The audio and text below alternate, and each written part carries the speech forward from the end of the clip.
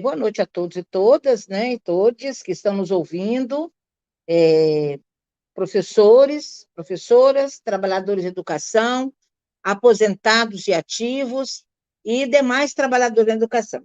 Hoje foi a nossa primeira reunião para tratar de assunto de interesse da nossa categoria, né? Vários assuntos foram discutidos nesse dia, né, com a presença do secretário de Educação, mas a equipe da SEDU e também a equipe de técnicos da CGE.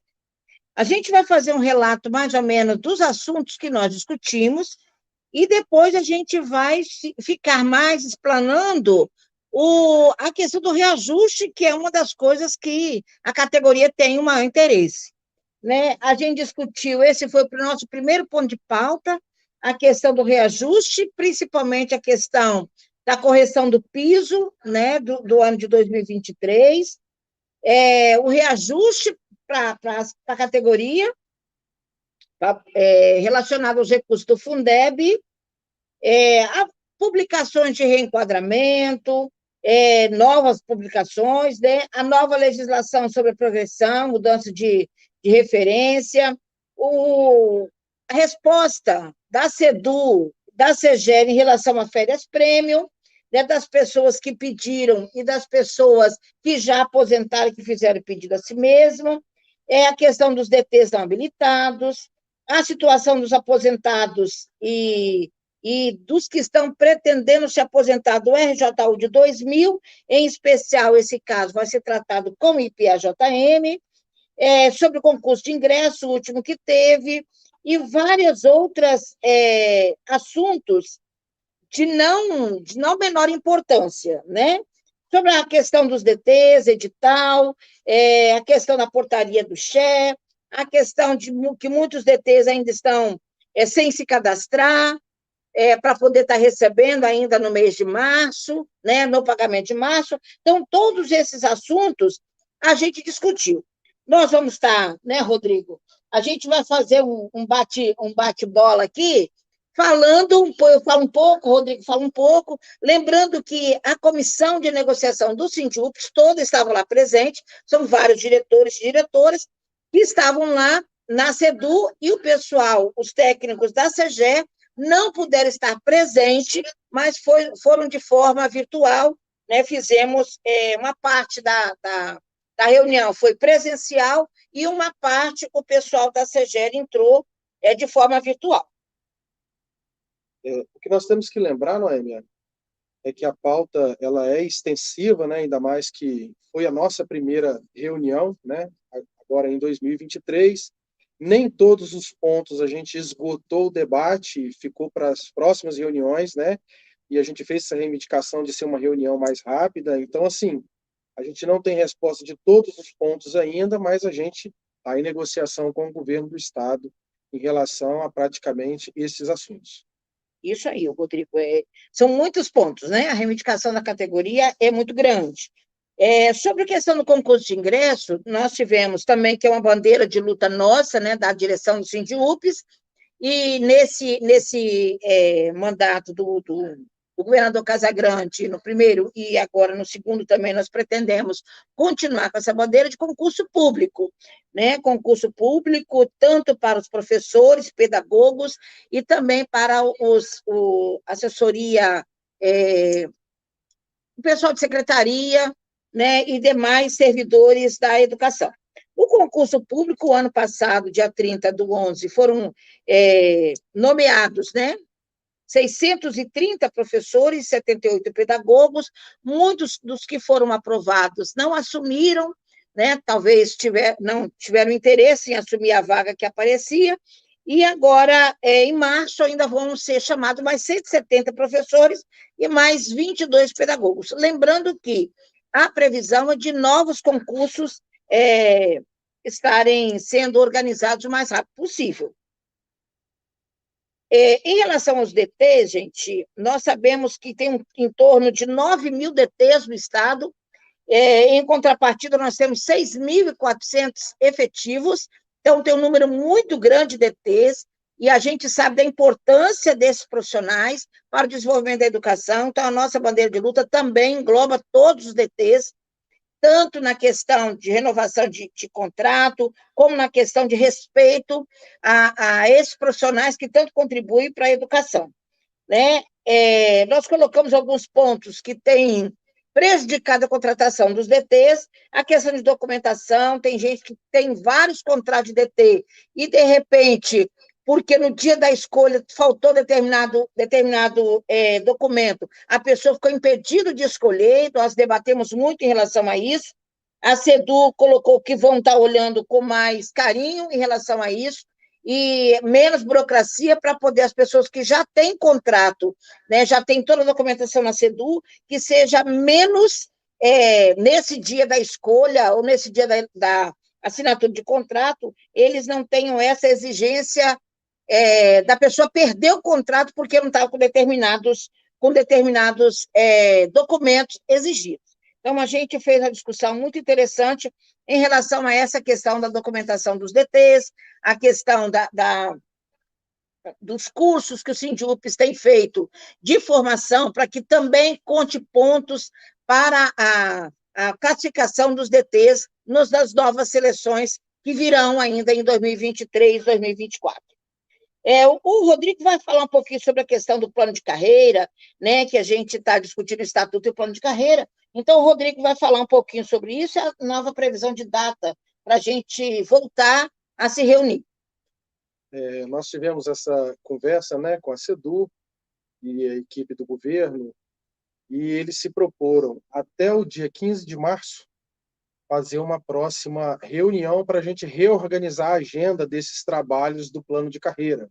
A Noêmia colocou isso muito bem, porque nós viemos com um debate exaustivo do ano passado, de 2022, em relação ao estatuto, praticamente finalizamos ele, na verdade, né, ficou faltando alguns pontos, mais por parte da SEGER trazer a resposta para o sindicato, e a gente vai iniciar esse debate em relação ao plano de carreira, que também é uma lei muito importante para a nossa categoria.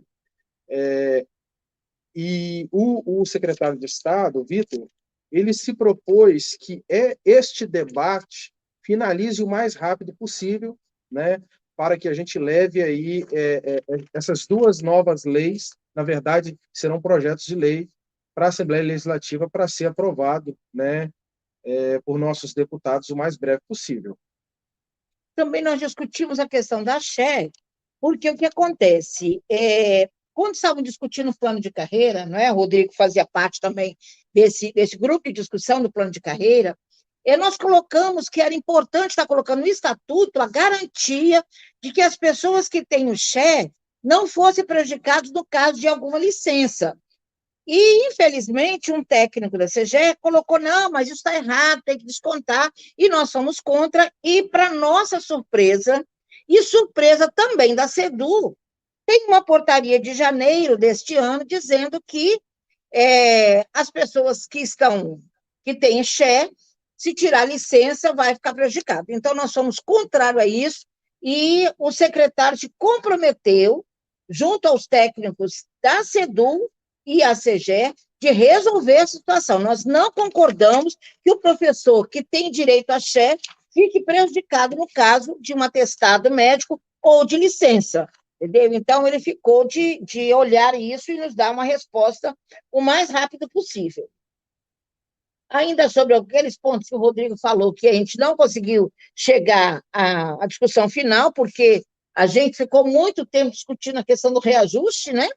É a questão de novos reenquadramentos, é a questão de novas publicações de mudança de nível, mudança de referência, e outros dados que nós pedimos em relação à quantidade de escola, né, a quantidade de professor que tem para cada etapa do ensino, ficaram de encaminhar para nós, através de ofício, esses dados, e a gente vai estar postando nas nossas redes sociais, e também vamos estar colocando nos nossos jornais, que a gente está elaborando um jornal para a gente ir visitar as escolas, levando esse jornal com as informações mais a miúde sobre esses assuntos. Aí, Noemi, a gente tem que até também lembrar aquela situação que a gente colocou e já vem colocando em debates passados, né? A lei do Estatuto e a lei do Plano de Carreira do Estado, que data de 1998, tá fazendo mais que aniversários, né? Trazia uma coisa meio embolada, que misturava lei do servidor geral com lei do Estatuto, e agora a gente está fazendo, não vamos dizer um enxugamento, mas colocando as especificidades só do magistério, né? Então, assim, a gente está fazendo aquele enxugamento da lei até que para ficar mais claro para a categoria, para todo mundo, que aquilo que depende só do magistério, exemplo, 45 dias de férias para o docente. Então, está lá na lei. Aquilo que diz para todos os servidores vai ficar no regime jurídico único, que é de todos os servidores, que é a Lei 46, que futuramente, né, também o governo pensa em trazer todos os sindicatos, porque essa lei não abrange só os servidores da educação, para fazer uma reestruturação dela também, porque, na verdade, a lei ainda é mais velha, é de 1994. Então, assim, o Estado está fazendo a reorganização dessas duas leis, que é o Estatuto e o Plano de Carreira do Magistério, para futuramente ainda fazer uma reorganização da Lei 46. Então, assim, a gente está num trabalho muito intenso em relação a isso, que para hoje oferece para o magistério, claro, e depois para os demais servidores, que também estão inclusos alguns da educação, e assim por diante. Agora vamos ao ponto principal, né? Que todo mundo quer saber. Nós colocamos como primeiro ponto de pauta, gente, a questão do reajuste, da correção do piso nacional, que ficou, né, anunciado pelo MEC, 14,95%. E que as pessoas têm nos perguntado quanto que o governo vai pagar, e a gente quer esclarecer, informar as pessoas que o governo do Estado do Espírito Santo, assim como vários outros estados, não pagam o piso de forma correta, não é isso, Rodrigo? Com certeza. Não paga o piso do jeito que está previsto da Lei 11.738. O Estado do Espírito Santo, ele complementa o salário de quem recebe abaixo do piso, que para nós isso é revoltante, é um achatamento da nossa carreira, coloca todo mundo a receber o mesmo salário. Mas, mesmo pagando de forma errada, de forma equivocada, que a gente tem discutido, ele vai, a partir do mês de março, sai na folha de março, retroativo a janeiro, esse percentual de 14,95% no piso inicial das carreiras.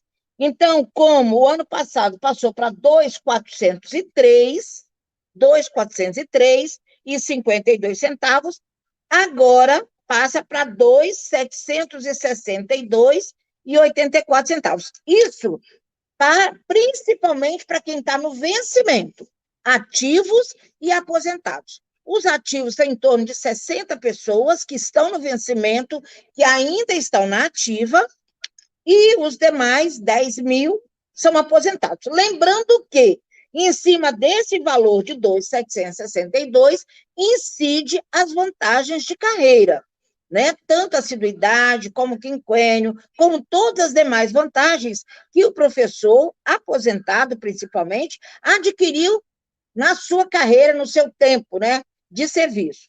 A maioria dos aposentados tem 70, 80, 100, tem mais de 100% de vantagens. Então, a partir de março, ele vai fazer essa recomposição para 2.700, vai ter, igual sempre faz, né, o vencimento, e embaixo coloca como piso nacional, que a gente quer deixar bem explicitado para as pessoas. Nós não concordamos com essa forma. Tanto é que nós temos uma ação judicial. E a gente continua insistindo com o governo que paga errado. Mas ele vai pagar em março, retroativo a janeiro. Tá? Então, sai agora no pagamento de março. Quer falar mais uma coisa sobre essa questão do piso? Lembrando que depois a gente vai falar sobre os recursos do Fundeb. Não, eu acredito que a fala é essa mesmo, Noêmia, é só lembrar a todos e refrisar, pessoal. A forma que o Estado faz é chamada de complementação. E na lei do piso, a 11.738, não traz nada disso, ok? O que o governo faz é pagar o mínimo para todo mundo que tem 25 horas. Aí, proporcional, né, à carga horária que a pessoa tem. Mas essa forma é errônea, de acordo com a lei. Mas, pelo menos, o piso vai pagar, como Noêmia colocou. Agora, em março, retroativo a janeiro. Ou seja, vai vir um pouquinho a mais por conta do mês de janeiro, um pouquinho a mais por conta do mês de fevereiro. E o mês de março, pagando o piso. É só o piso, pessoal. R$ 2.762,84, ok? Lembrando que quem está no subsídio também, que estiver com valor abaixo disso, que tem algumas pessoas, né, alguns professores, principalmente aposentados, que aderiram ao subsídio, que são P1 e P2, e que estão recebendo abaixo do piso. Então, também vai ter essa complementação. São todos do vencimento e mais essa quantidade de pessoas aposentadas que estão no subsídio que recebem abaixo do piso.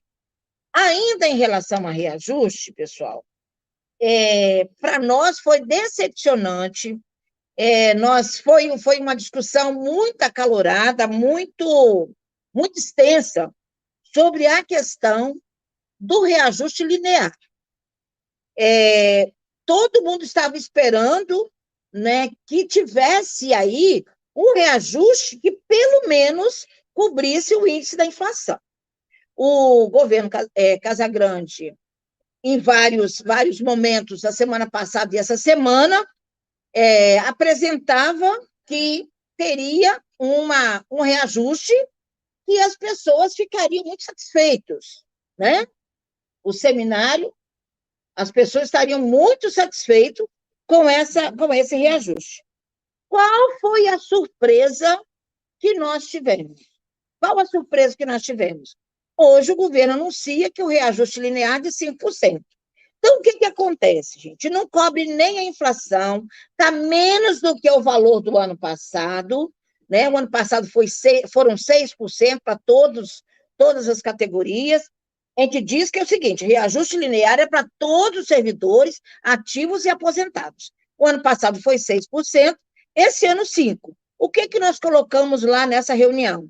Que é inadmissível que o governo não chame mais os sindicatos, os representantes dos sindicatos, para apresentar os dados do Estado. Secretaria da Fazenda, colocar o quanto que tem de arrecadação, quanto se gasta com investimento, quanto se gasta com folha de pagamento, porque nós, servidores, precisamos saber. Nós precisamos saber. Não só o magistério, mas todos os servidores. Então, tenho certeza que a maioria dos servidores públicos não estão satisfeitos com esses 5%, e a gente espera que o governo nos chame todos os servidores, né, os representantes dessas categorias, para fazer uma apresentação dos dados concretos do Estado, e a possibilidade de ter um reajuste melhor do que esse. Tudo bem, vai dar agora em abril 5%, mas quanto que poderá ser dado? E sobre o magistério, que nós sabemos que o magistério tem um valor separado, que é a questão do Fundeb, que esse valor tem que ser gasto com o magistério, e como não atinge os 70%, o ano de 2021 teve recurso no final do ano para fazer o rateio, o ano de 2022 teve o rateio, e esse ano é a nossa briga, que nós queremos o seguinte, reajuste diferenciado para o magistério, baseado nos recursos do Fundeb. O Rodrigo agora está como presidente do Conselho do Fundeb, e ele vai passar também mais algumas coisas sobre isso. Essa foi uma discussão acalorada, com muita revolta nossa, de não ter hoje uma resposta para a gente passar para a categoria sobre a questão dos recursos do Fundeb. Mas ficou depois de muita discussão e debate, ficou para até no dia 15 de março, está nos apresentando aí uma proposta da gente sentar, uma nova rodada de negociação, e dentro de 45 dias, no máximo, apresentar para nós uma nova proposta de reorganização do magistério, né, da carreira do magistério, baseado nos 70% do Fundeb. Rodrigo, você como presidente do Fundeb, pode nos explicar e nos nos dar mais embasamento sobre essa situação desses valores. Pessoal, quando do ano de 2020, né, a lei do Fundeb mudou, passou de 60% para 70% no mínimo o pagamento com o magistério, e aí nós tivemos 2021 e 2022 com duas bonificações extraordinárias, vamos dizer assim, no final do ano, por conta de sobra não, né? Da não aplicação correta do Fundeb.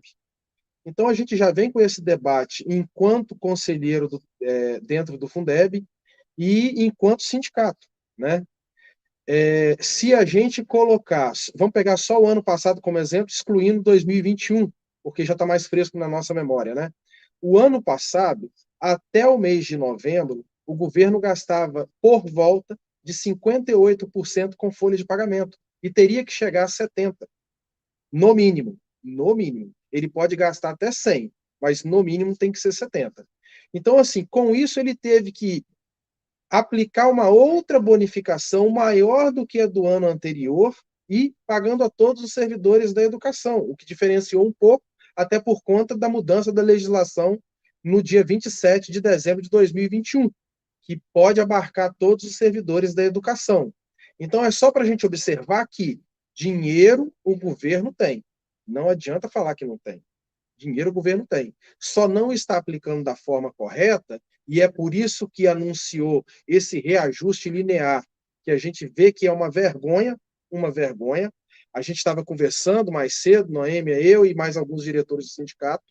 Se ele aplicar os 14,95% este ano, ainda não chegaria a gastar os 70% com o pagamento do magistério. E olha que a gente nem está considerando o aumento da arrecadação que vai ter o ano de 2023, porque não adianta. Todo ano a arrecadação sobe. Ela não é uma arrecadação que fica estabilizada ou desce. Ela cresceu por volta de 30 e poucos por cento no ano de 2021, relacionado a 2020. Cresceu o ano passado por volta de 19% em relação a 2021 e provavelmente vai crescer no mínimo 10, 11% esse ano. Então, sem considerar esse crescimento do Fundeb, da arrecadação do Fundeb, na verdade não é a arrecadação do Fundeb, né? É a arrecadação dos impostos que depois vira dinheiro do fundo. Ele vai crescer e a gente não está colocando isso em consideração. Então, a gente cobrou, a Noêmia colocou isso em perfeita ordem hoje lá na nossa audiência com o governo do Estado, mas eles insistem em fazer umas coisas erradas. Ainda bem que, como Noêmia colocou, eles disseram que, no máximo em 45 dias, vão estar anunciando uma coisa diferente para a categoria do magistério, porque a gente já disse para ele, dinheiro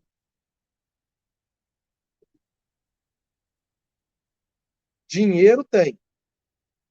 Agora, saber se vai fazer da forma correta é esse debate que a gente vai começar com o governo do Estado o mais rápido possível. A gente deseja uma boa noite para todos vocês. E em breve retornaremos com novas lives para explicar melhor a situação. Com certeza, Noêmia. Boa noite a todos.